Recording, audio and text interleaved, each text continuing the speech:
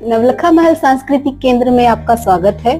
हम वेदों की ऋचाओं के बारे में बात कर रहे थे, तो सर से हम जानना चाहेंगे कि क्या वेद अपौरुषेय है? हाँ, बिल्कुल।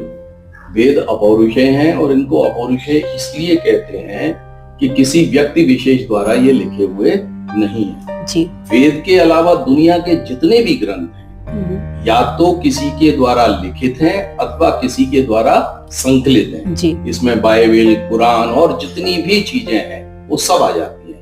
केवल वेद ऐसा है जिसका रचयिता कोई पुरुष अपने को ज्ञात नहीं है। तो ये अपौरुषेय का मतलब परमपिता परमात्मा का ज्ञान है। अच्छा, तो सर अगर ये है तो ये ऋषियों के द्वारा ही रचित है या फिर?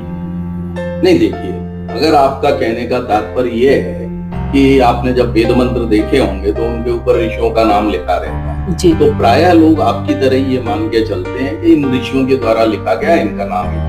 परंतु बात ये नहीं है।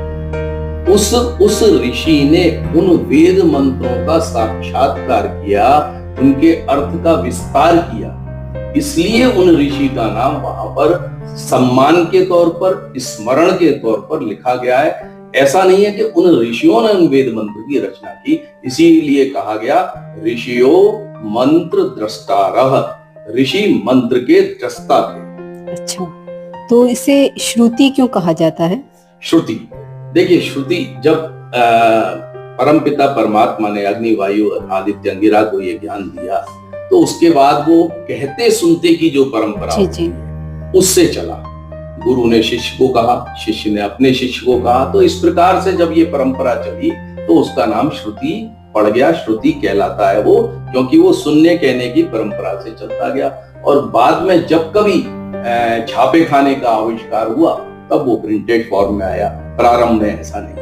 अच्छा, तो फिर वेद नित्य है या अनित्य? मान लो प्रलय वगैरह होता है तो फिर कैसे? देखिए, वेद की पुस्तक और वेद का ज्ञान, इन दोनों को अलग अलग समझना चाहिए। वेद की पुस्तकें तो नष्ट हो जाएंगी, जब सब कुछ नष्ट हो जाएगा वो भी नष्ट हो अवश्य।